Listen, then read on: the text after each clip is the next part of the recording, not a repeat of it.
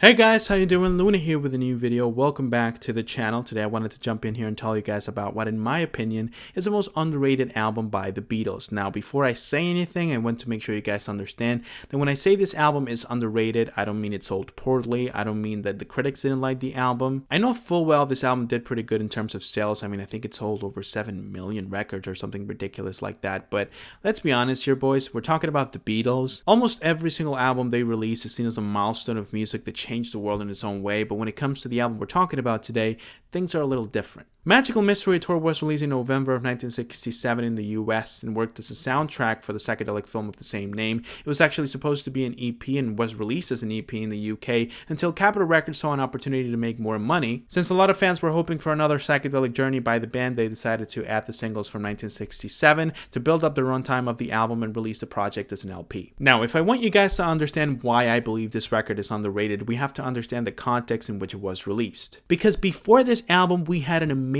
run of records that go from Rubber Soul, go through Revolver, and finish off at Sgt. Pepper's. And then after this album, we have the White Album, Abbey Road, and Let It Be. With that in mind, it's easy to see how a soundtrack that has a bunch of singles that we've already heard packed into it can be a little underwhelming, especially because the soundtrack that was released after this one, Yellow Submarine, is voted as the worst Beatles album ever made. It almost feels like these albums are not even part of the canon discography of the band, they're just like bonus releases or compilations. However, as time goes by and the context in which this album was released gets more and more blurry, people go back to it, listen to it, and find that even though it wasn't that important, it didn't push the band forward in any direction, the album is definitely above average. Actually, I would go as far as to say that when it comes to the track list, this album is at the same level or even a bit higher than an album like Sgt. Pepper's or Rubber Soul. Now, I know that just by saying that, a lot of you guys probably have foam coming out of your mouth, but let me just explain myself for a minute.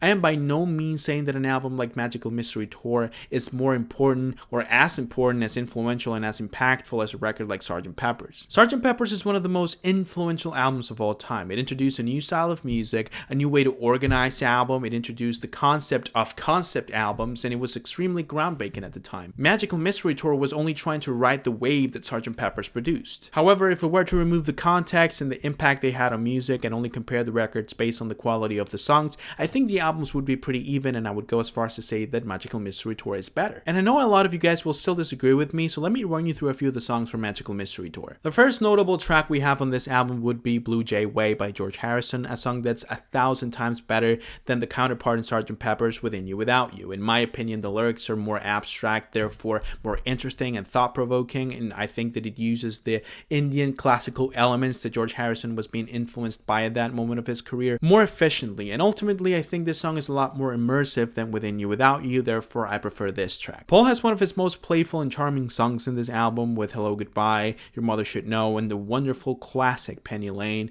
It's pretty obvious that he had a lot left in the tank after Sgt. Pepper's. These songs are incredibly enjoyable, and even though they don't share the same psychedelic nature as a lot of the songs he was playing with in Sgt. Pepper's, I think it still fits the album pretty well. Last but not least, we have John, and his songs in this album are way better than those in Sgt. Pepper's. I mean, in that album we have Good Morning, Being for the Benefit of Mr. Kite, and this one we have I Am the Walrus, and we have Strawberry Fields Forever. I mean, are you kidding me? We also have All You Need Is Love. I don't think that song fits all that well in that album, and that's a topic that I'm going to touch in just a minute, but for the most part I think the tracks he offered for this album are way better than the ones he offered for Sgt. Pepper's. It's not that I believe that the songs in Sgt. Pepper's are bad, it's just that if you compare that to Baby You're a Rich Man, I Am the Walrus, it's clear that John was at a better form in this album. There's simply too many great songs in this album for us to ignore it, and I know a lot of you are probably saying, well, if it has so many great songs in it, then it's probably one of the best releases by the Beatles, right? Well, not really. Let me explain. The thing is, the Beatles were not only known for making great songs. Actually, one of the most loved things about the band is the fact that their albums felt cohesive and stayed connected from start to finish. When you listen to a Beatles album, you're going to find the same level of quality throughout the entire listen, or as Brent Wilson likes to call it, uniform excellence. This makes the flow of the album a lot more enjoyable. It makes the entire listen feel connected for something else other than just the music. However, this album is a totally different different case because, as I said before, only half of the record was originally meant to be on the album. The other half of the album is just singles released in 1967. That makes the first half of the album really underwhelming because on the second half you have some of the greatest songs the Beatles ever wrote. That creates a disconnect between side 1 and 2 where this uniform excellence disappears, creating a weird flow in the album that you don't really find anywhere else. It's not this album or Yellow Submarine. Even records like the White Album is known for feeling like a full cohesive project, even though it has 30 songs that are really different from each other, where each band member was basically writing the songs on their own without the rest of the band. So if you listen to Rubber Soul, then Revolver, then Sgt. Pepper's, and then Magical Mystery Tour, I'm pretty sure you're gonna notice that the album feels a little odd. And it's natural, because it wasn't supposed to be an album. Actually, on Reddit and other forums, you find people rearranging the track list, blending the first half and the second one in an attempt to improve the flow of the album. And the results are really good, and they show a case of wasted potential because if arranged differently, this album could have been way better. But even though I'm able to acknowledge that this album has its flaws, it's by no means a perfect album, I think that far too many people ignore it for no reason. I recently uploaded a video to my channel making a worst to best on the Beatles, where I reviewed and ranked every single record they ever released,